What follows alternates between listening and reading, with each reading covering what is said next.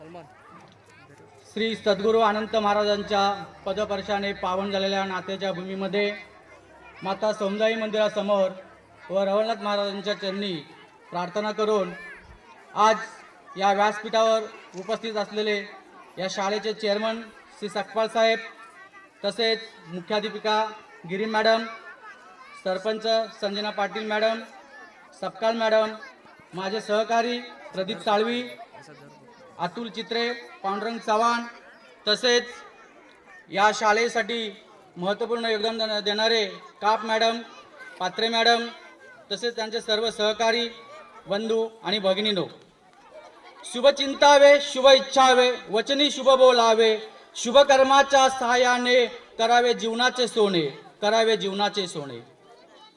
तुम्हाला मी नक्की सांगेल की विद्यार्थी हा असा एक मार्ग आहे की ज्याच्या बळावर संपूर्ण विश्वाची निर्मिती होते आणि त्यामधूनच उभा राहतो तो सुसंस्कृत आणि जागृत असा समाज. आपल्याला पण असा समाज निर्माण करायचा आहे जो समाज सुसंस्कृत आणि जागृत असला पाहिजे, आणि तो समाज या युवल्या छोट्या छोट्या मुलांमध्ये लपलेला आहे. आणि म्हणूनच मी सपकाळ सरांना विनंती करेल की अशा छोट्या छोट्या बाल मुलांना तुम्ही शिक्षणामध्ये प्रगतीत्तर करून देशासाठी एक चांगला व्यक्ती म्हणून उभे कराल अशी मी आशा बाळगतो. आपण पाहतोय की शिक्षण क्षेत्रामध्ये शिक्षण ही अतिशय व्यापक अशी संकल्पना आहे. आज गरीब माता पित्यांना आवाडावे फी शाळेला मोजावी लागते, परंतु बाळ संस्कार विद्या मंदिर हे असे एक विद्या मंदिर आहे की हे जसे देवाचे मंदिर असावे असेच एक मंदिर आहे की या ठिकाणी कुठल्याही प्रकारचे डोनेशन नाही. आज शिक्षण क्षेत्रातील योगदान हे सपकाळ सरांचे महत्त्वाचे आहे. त्यामुळे मी त्यांना शुभेच्छा देतो की खूपच तुमचे शैक्षणिक, तुमचे सर्व क्षेत्रातील जे कार्य आहे ते प्रगतिशील आणि अनमोल आहे. त्याच्याबद्दल तुमच्या कार्याला मी माझ्या संघटनेच्या वतीने आणि माझ्या वतीने मी सलामी देतो.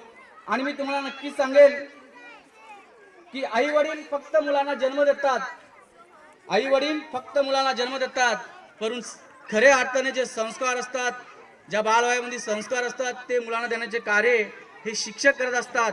शिक्षकांच्या माध्यमातून मुलांची प्रगती होते. तुम्ही आज पाहाल महागाई, लोडशेडिंग, बेकारी, खड्ड्याचे साम्राज्य, आज जनता त्रस्त झालेली आहे. तिकडे सरकारी गोडाऊनमध्ये धान्य सडतोय. शेवटी सर्वोच्च न्यायाधीशाला सांगावं लागलं की हे धान्य गोरगरिबांना वाटा, पण तुम्ही आम्ही निवडून दिला सरकारला त्याची जाग नाहीये. हे सरकार कशासाठी आपण निवडून देतो हा तुमच्या आमच्या समोर प्रश्न आहे की त्यांना गोरगरिबांना धान्याचं वाटप करण्यासाठी वेळ नाहीये. हे दुर्दैव आहे. म्हणूनच तुम्हाला सांगेल